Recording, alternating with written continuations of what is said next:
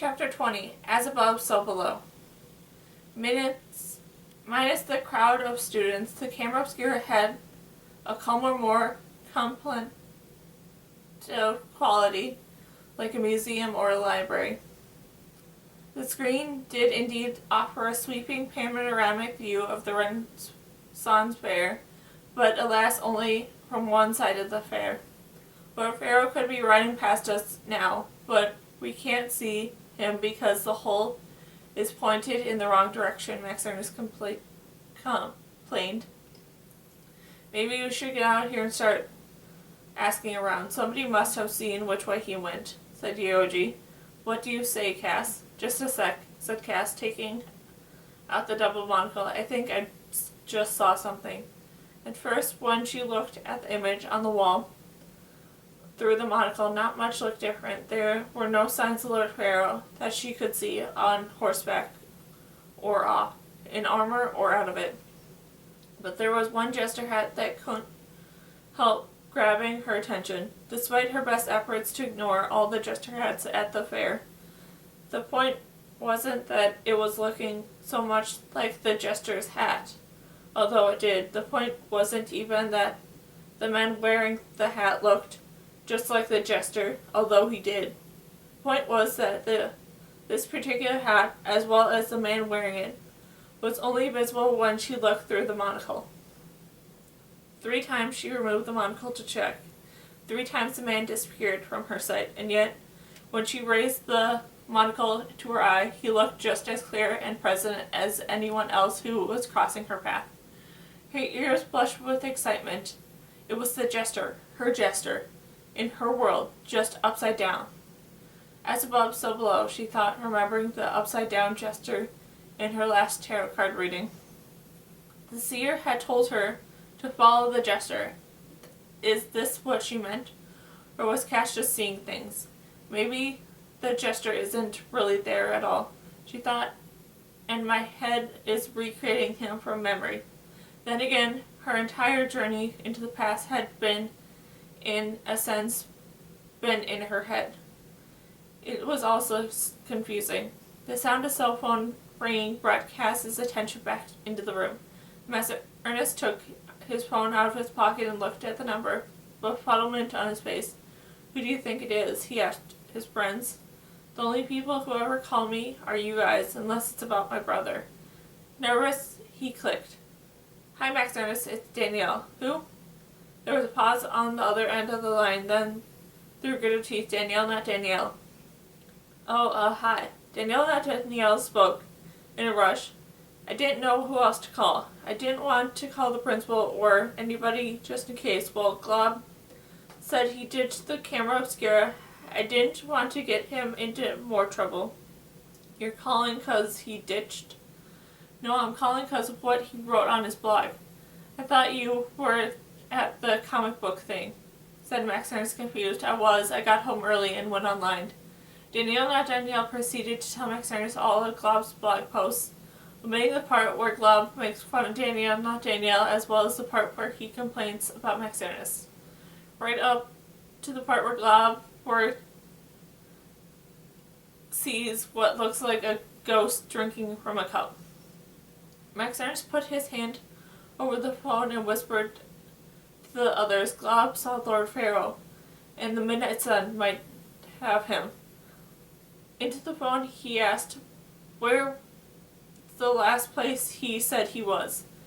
Then to the others he crossed some dry riverbed and supposedly hiding in a cave now.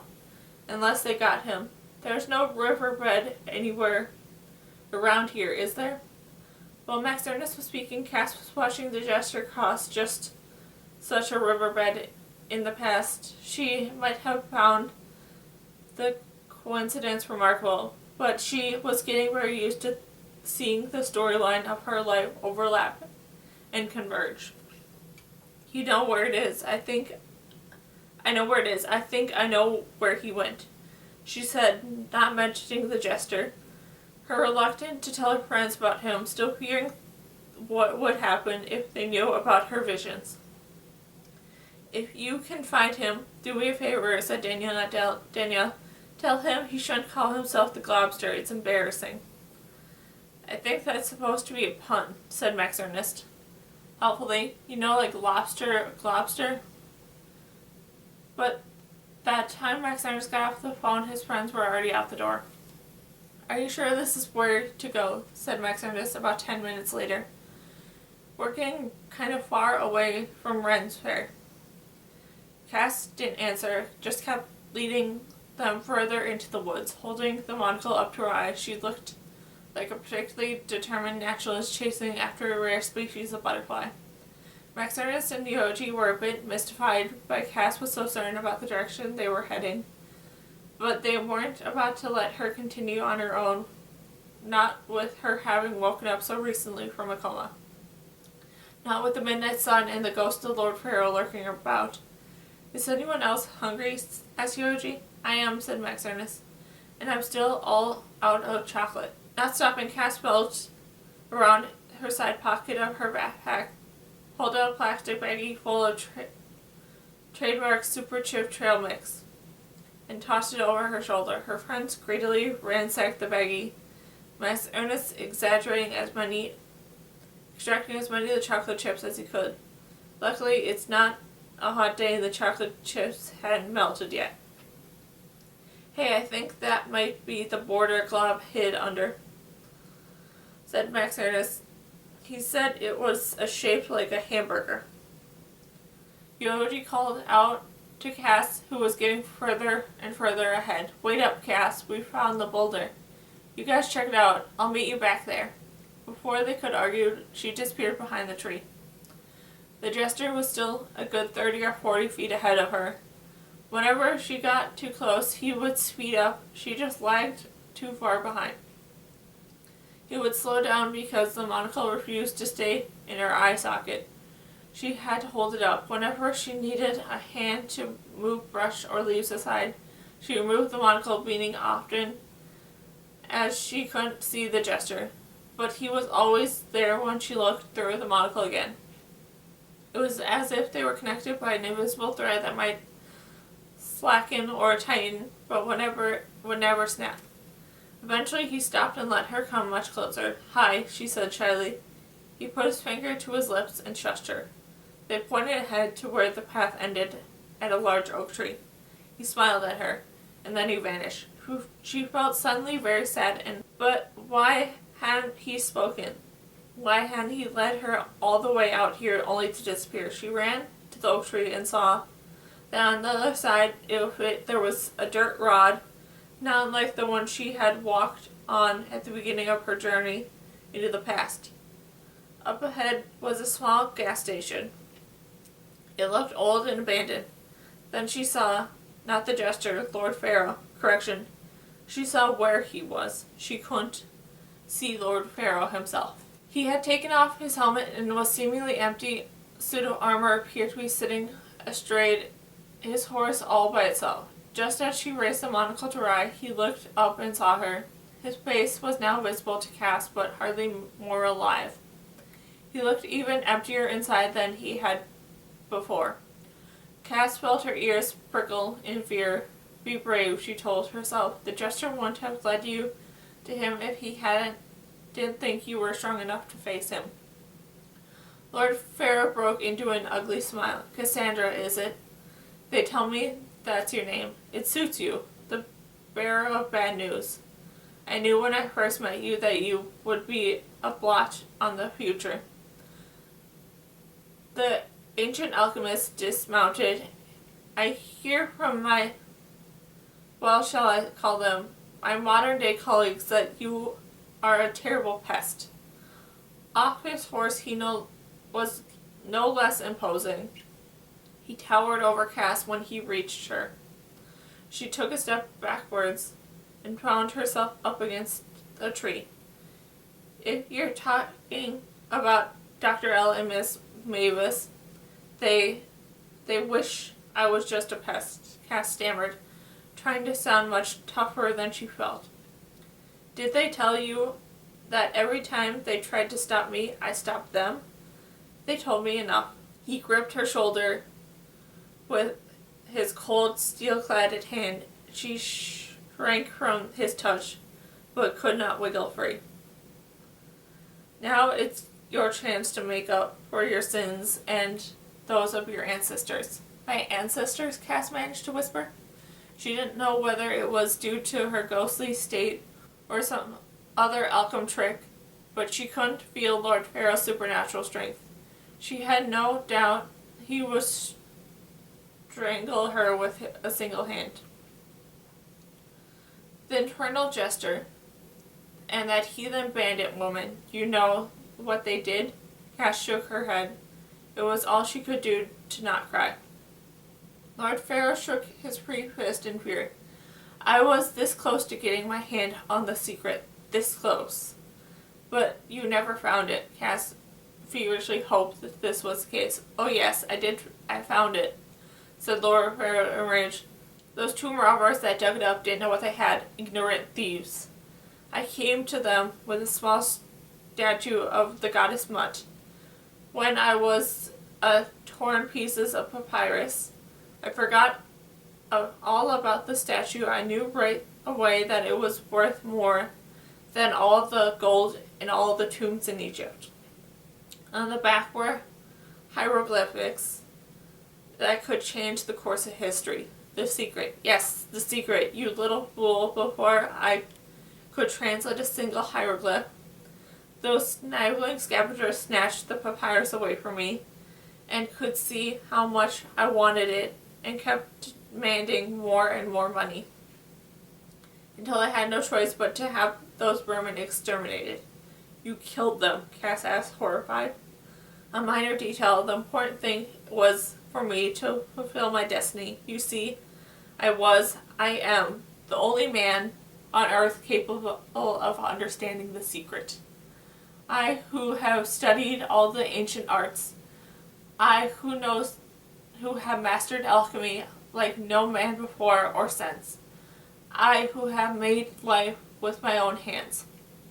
But the jester got the secret first, Cass guessed. And that thief woman confronted them. They ambushed my manservant moments before he was able to deliver the pirates to my doorstep. Imagine Lord Pharaoh foiled by a pathetic comedian and his wife. Cass nearly smiled, realizing that this meant the jester and Anastasia had married, and her face remained frozen. Actually, my servant paid with his life. Now, unless you would want to pay with yours, you will tell me how this rock works. He dangled the lodestone in front of Cass. This was the first time she had seen it up close. Had Maximus had noted previously, it was shaped like an eye and had veins of gold running through it. It spun around and back of the pendant was polished silver, and it flashed like in the sun. A lodestone attracts metal, yes. But what use is that to me? If I grind it into powder, will a spirit rise? If I crack it open, will I find a pearl? The gold thread that runs through the stone is the key. I thought perhaps your jester would have left a message on the back. But the back is smooth as glass. It's like a mirror. But you remember what it was to be a ghost. I cannot even see my own reflection in it. He closed his fist around the lodestone. What is the lodestone's secret? What is the secret? I don't really know, said Cass truthfully. Then she remembered what the homologist had said about Lord Pharaoh. His weakness is vanity. Show him a mirror and you will gain a minute. But I can show you your reflection in it. How? His tone remained sour, and she could tell his curiosity was perked. Hand me the stone and I'll show you. Lord Pharaoh hesitantly, only briefly. If you try and run off with it, I will find you and I will destroy you. I know, Cass assured him, although she knew nothing of the kind. As soon as Lord Pharaoh dropped the lodestone in her hand, she felt it pulling towards the monocle. The stone fit snugly within the rim of the monocle, almost as if the dimensions were designed to match. Cass quickly glanced through the monocle to confirm you could see through the reflective silver surface on the back of the stone. She held it up to Lord Pharaoh's to see. Ah, it was an obvious trick and almost disappointed. Although Cass could no longer see Lord Pharaoh's face with her naked eye, he was invisible again. As she craned her neck, she could see his reflection through the lens of the monocle. Despite his dismissive words, he was gazing steadily at his own image. The homologist had been right about him. Lord Pharaoh is very vain, even as a ghost.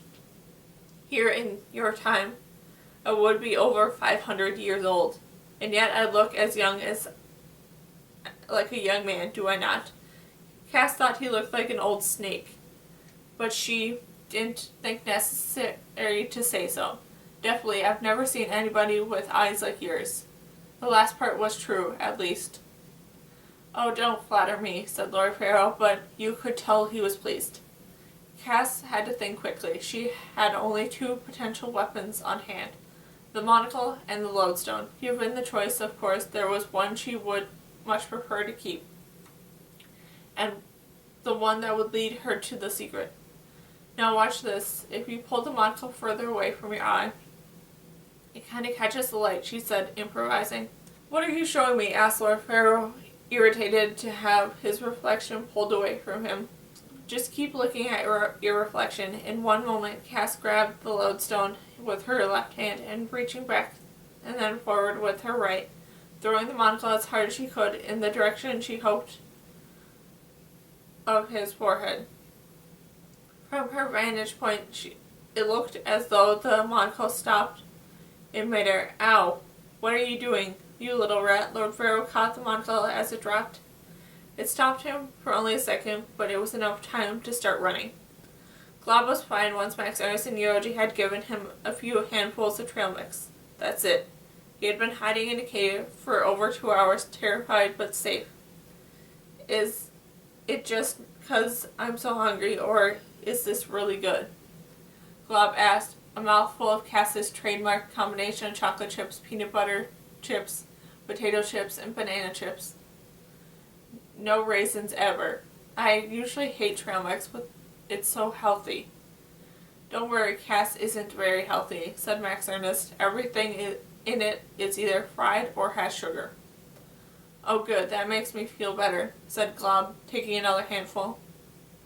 I wonder if Cass would want to sell bags of it through my blog, or maybe she would license the recipe. I know a lot of really good marketing people. It was about branding, and with my readers' base, I doubt it. You could always ask, said Max Ernest, cutting him off. Yoji held up his hand. Quiet, dudes, listen, I think that's her. A second later, they heard Cass screaming their names. Max Ernest, Yoji, where are you? They pulled themselves out of the cave just in time to see Cass running towards them. Behind her with an apparently empty suitor in armor, running after her like a horseless, headless horseman. Whoa, said Glob, come on, help me break this off, said Yoji, grabbing a tree branch roughly the size of the knife's lance. Together, the three boys pulled the branch until it snapped, throwing Glob onto the ground. Ow! Are you going to fight him again? Asked Max Ernest. You're crazy. Yoji was about to argue, then said, You're right, I was just got a better idea. Both of you, get out of sight. The other two boys moved away from the trail. Yoji crouched behind the bush. As soon as Cass had run by, the sound of Lord Pharaoh's heavy steel boots could be heard. Yoji thrusted the branch out across the trail, wedging it up against the rock on the other side. He held it with both hands about a foot above the ground. He was counting on Lord Pharaoh's eyes being on Cass, and they were. Lord Pharaoh, steel-clad stain, rammed into the branch, and he fell forward, just as Yoji had hoped. Yoji simultaneously pulled up the branch, forcing Lord Pharaoh's leg into the air and his invisible head to the ground. Now run, Yoji shouted to the others as he started booking it. Globs and Max Ernest scrambled back onto the trail and started running as fast as they could. Cass was waiting just ahead, with Cass and Yoji taking turns pulling Glove along. They all ran back towards the Renaissance Fair, stopping only when they reached the other side of the dry riverbed.